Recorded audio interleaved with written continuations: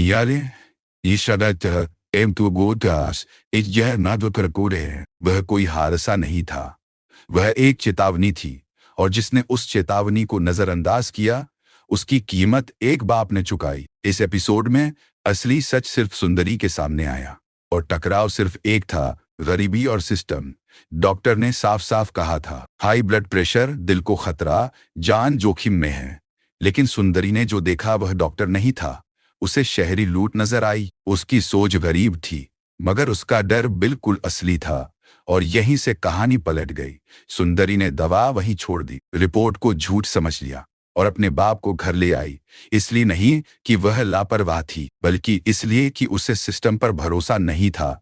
फिर वही हुआ जो इस मुल्क में अक्सर होता है, गरीब ने देर कर दी और दिल ने साथ छोड़ दिया। जब आशिक गिरता है तो वह सिर्फ जमीन पर नहीं गिरता, वह सुंदरी की पूरी दुनिया को अपने साथ खींच ले जाता है। उसकी चीख, उसकी भागदौड़, डॉक्टर को ढूंढना, यह सब सिर्फ घबराहट नहीं थी, यह सच्चाई का एहसास था। और सबसे ज्यादा डरावनी बात, अब भी सिस्टम तैयार नहीं था। एम्बुलेंस बंद, पैसों का सवाल और पुरुष रिश्तेदार का सवाल। यह सीन साफ दिखा देता है कि जब आप गरीब होते हैं आपकी हैसियत जांची जाती है। सुंदरी ने अपने बाप को बचाने की पूरी कोशिश की, लेकिन हर दरवाजा पैसों पर बंद था और सिस्टम सिर्फ एक ही बात कह रहा था, पहले भुगतान फिर जिंदगी। इस एपिसोड में विलेन कोई इंसान नहीं था, विलेन वह सोच थी जो कहती है कि गरीब का इलाज एक लग्जरी है। और जब सुंदरी अपनी बालियां उतार कर देती है तो वह सिर्फ कुर्बानी नहीं होती, वह एक सवाल बन जाती है, क्या एक बाप की जिंदगी सिर्फ इतनी ही कीमती है? अब आगे की भविष्यवाणी साफ है।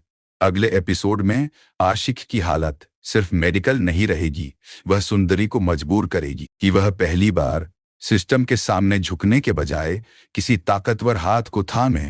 और जब गरीब मजबूरी में ताकत से मदद मांगता है तो कहानी कभी सुरक्षित नहीं रहती।